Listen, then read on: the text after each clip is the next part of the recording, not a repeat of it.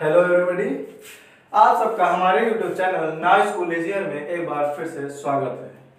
जैसा कि मैंने आपको पिछले वीडियो में पॉलिनोमियल की एक्सरसाइज उसके इंट्रोडक्शन के बारे में बताया था, वैसे ही उसी सीरीज में हम आज आगे बढ़ते हैं और जो बचे हुए क्वेश्चन थे उस एक्सरसाइज के उनको हल करते हैं। चलिए शुरू करते हैं। जैसे कि मैंने आपको लास्ट क्वेश्चन यह बताया था कि पॉलिनोमियल बहुपद polynomial standard form of polynomial क्या होता है। जैसा कि मैंने कल आपको बताया था, स्टैंडर्ड फॉर्म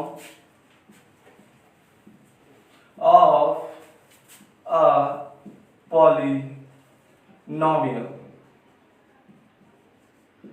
जैसा कि मैंने कल आपको बताया था, बहुपद पॉलिनोमियल की स्टैंडर्ड फॉर्म क्या होती है।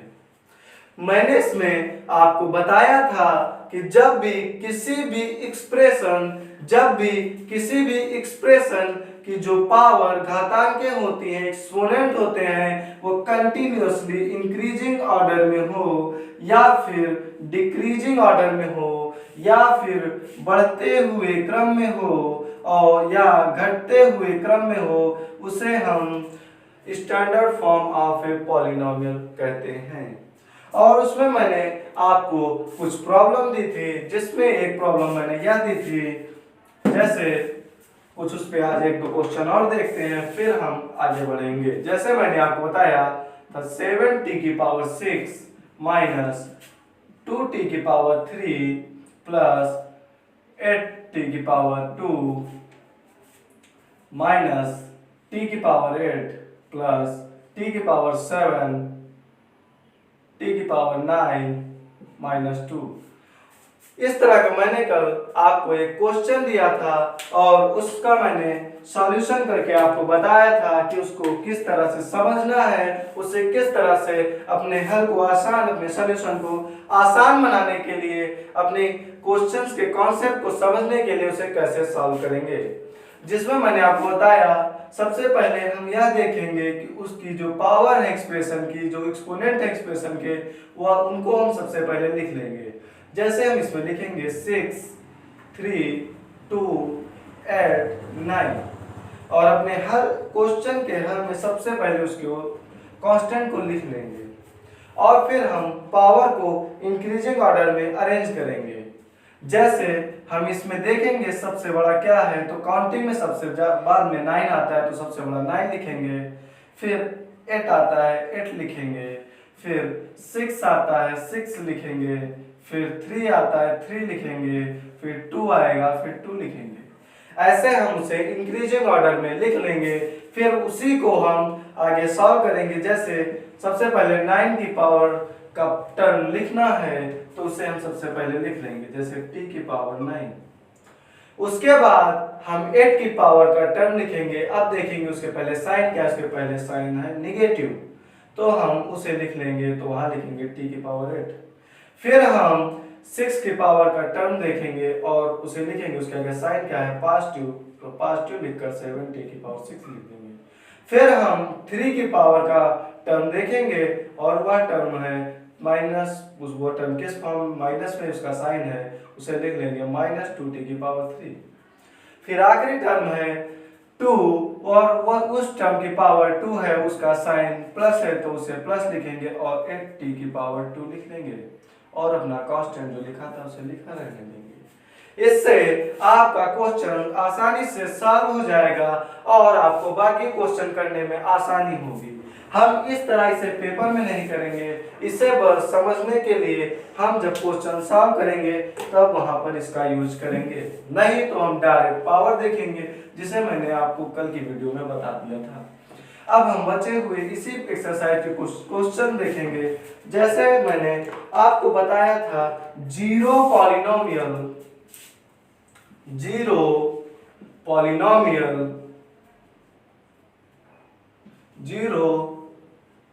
पॉलिनोमियल क्या होता है, यह मैंने आपको बताया था। जिसमें मैंने कहा था अगर कोई expression ax² plus bx+ c दिया हुआ है, उसमें अगर वेरिएबल a, b, c ये तीनों वेरिएबल इक्वल टू 0 हो, तब वह जीरो पॉलिनोमियल कहलाता है। अगर आपसे क्वेश्चन में पूछ ले write the form of zero polynomial का कांस्टेंट हमें लिखना है, तो वह होगा 0। अगर आपसे क्वेश्चन में पूछ ले write the value of zero polynomial, then that is 0। अगर आपसे पूछ ले write the value of zero polynomial, तब आप इसका आंसर देंगे 0 शून्य। तब आप इसका आंसर देंगे 0। आपको ये इस कॉन्सेप्ट में कुछ है नहीं। सबसे पहले आपको यह समझना है कि अगर किसी एक्सप्रेशन के सभी वेरिएबल 0 हैं, सभी पद के कांस्टेंट जो है वह 0 है, अचर 0 है, तब वह जीरो पॉलिनोमियल के अंतर्गत आता है। अब मैंने आपको इंट्रोडक्शन क्लास में एक चीज बताना भूल गया था, मैं उसको आपको क्लियर कर देता हूं। उसमें है कांस्टेंट पॉलिनोमियल किसे कहते हैं। मैंने आपको एक चीज क्लियर कर दी थी कि कांस्टेंट किसे कहते हैं, यह मैंने आपको अच्छे से क्लियर कर दिया था। तब आपको अगर कोई पूछ ले कांस्टेंट पॉलिनोमियल किसे कहते हैं, तब आप एक चीज आप बस कांस्टेंट देखकर बता सकते हैं कि कांस्टेंट पॉलिनोमियल क्या होता है। पॉलिनोमियल का अर्थ अगर बहुपद है, मतलब कई टर्म, तो कांस्टेंट में मैंने बताया था सिर्फ लास्ट टर्म जो होता है उसे हम कांस्टेंट कहते हैं। वह 1, 2, 3/4 √4 ऐसे किसी भी फॉर्म में हो सकता है। अगर आपके टर्म में आपको दे दिया जाए -7, पूछ ले कांस्टेंट पॉलिनोमियल क्या है, तो आप कोई एक लिखकर जैसे -7 2 x 3/2 √4 ऐसे कोई कुछ भी लिख देंगे और कह देंगे यह सब कांस्टेंट पॉलिनोमियल के अंतर्गत आता है। तो पहली एक्सरसाइज के हमने सारी प्रॉब्लम सॉल्व कर ली हैं। अब हम बढ़ते हैं अपने एक और टॉपिक की ओर, जिसे हम कहते हैं डिग्री ऑफ पॉलिनोमियल। देखिए, पॉलिनोमियल को दो प्रकार से डिवाइड किया जाता है। इसे दो प्रकार से बांटा जाता है या फिर टू टाइप से इसे डिवाइड किया जाता है, जिसमें एक टाइप आता है टर्म की फॉर्म में, पदों की फॉर्म में, पदों के प्रकार से, और दूसरा टाइप आपका आता है in the form of degree, अंश, पावर की फॉर्म में।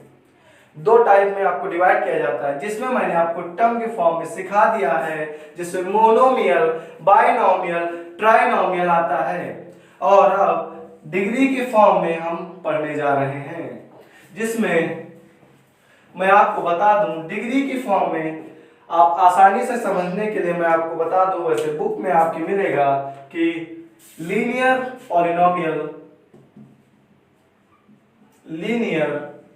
पॉलिनोमियल पहला फॉर्म ऐसा मिलेगा जब किसी की डिग्री 1 होगी। दूसरा आप पढ़ेंगे उसमें आपको मिलेगा क्वाड्रेटिक पॉलिनोमियल, जिसमें आपको डिग्री 2 मिलेगी। तीसरा आपको मिलेगा क्यूबिक पॉलिनोमियल, जिसमें आपको डिग्री 3 मिलेगी। लेकिन सबसे पहले मैं आपको बताऊंगा कि डिग्री क्या होता है।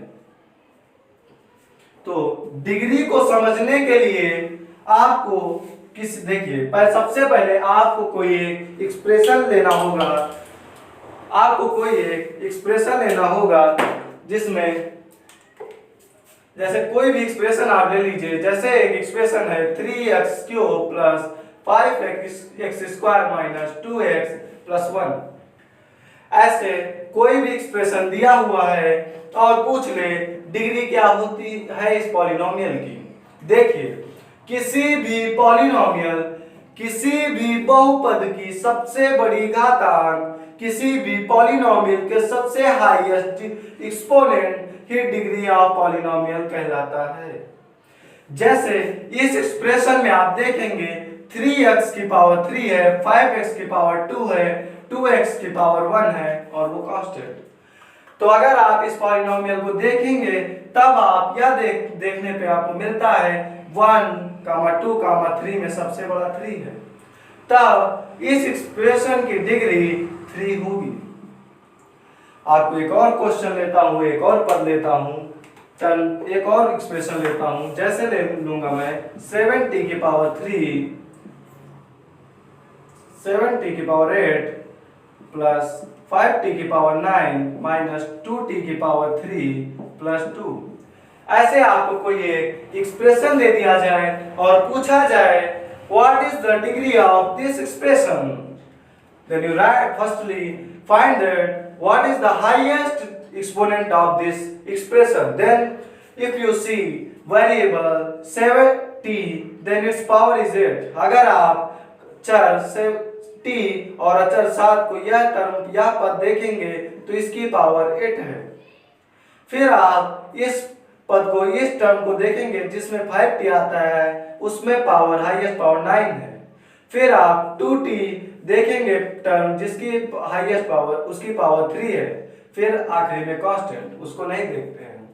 इसमें 8, 9, 3 जिसमें हाईएस्ट 9 नंबर है, इसका मतलब इसकी हाईएस्ट पावर 9 है जो कि डिग्री ऑफ पॉलिनोमियल है। अब देखते हैं, इसी में कुछ क्वेश्चन लेते हैं और अपने टॉपिक को खत्म करते हैं। देखिए,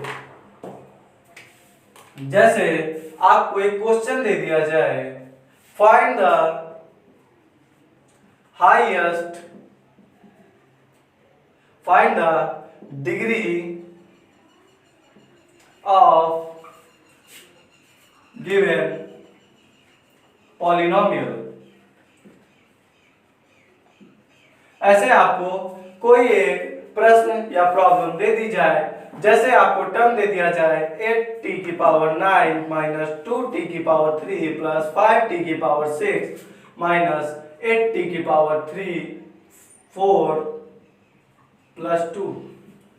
ऐसे कोई आपको एक्सप्रेशन दे दिया जाए और यह पूछा जाए कि दिए गए एक्सप्रेशन के हाईएस्ट वो डिग्री क्या है।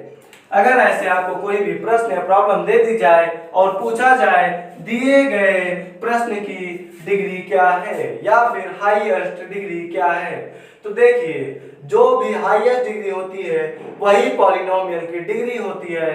तब हम सबसे पहले इनकी पावर देखेंगे, तो देखने से ही आपको 9 आंसर मिल जाएगा, पावर बड़ी दिख जाएगी। लेकिन समझने के लिए इस क्वेश्चन को हम देखिए, सबसे पहले हम सभी पावर लिख देंगे 9, सभी एक्सपोनेंट्स को लिख लेंगे, घातांक को लिख लेंगे। 8t टर्म की घातांक 9 है, 2t टर्म की घातांक 3 है, 5t की घातांक 6 है और 8t की घातांक 4 है।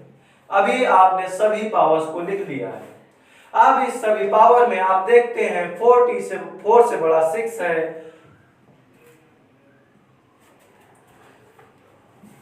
आपने लिखा था अपनी घातांक के 9 3 6 4 9 6 3 4, ये आपकी पावर एक्सपोनेंट थी। अब आप देखते हैं सबसे छोटा इसमें 3 है, उससे बड़ा 4 है, उससे बड़ा 6 है और फिर उससे बड़ा 9 है। तब आपको देखते ही यह आंसर मिल जाएगा कि इसमें डिग्री ऑफ पॉलिनोमियल या फिर हाईएस्ट डिग्री 9 है। इसी तरह आप अपने प्रश्नों को हल करेंगे और हमें इसी तरह सपोर्ट करेंगे, इसकी मैं आशा करता हूं। और आज के लिए मैं बस इतना ही रखता हूं और इसी तरह धीरे धीरे हम आगे बढ़ेंगे और अपने पूरी सिलेबस को खत्म करेंगे। तो दोस्तों, अगर आपको मेरा सेशन अच्छा लगा हो तो इसे लाइक कीजिए, सब्सक्राइब कीजिए चैनल को और नोटिफिकेशन पाने के लिए बेल आइकन को जरूर प्रेस कीजिए। तो थैंक यू, आज के लिए मैं इतना ही रखता हूँ।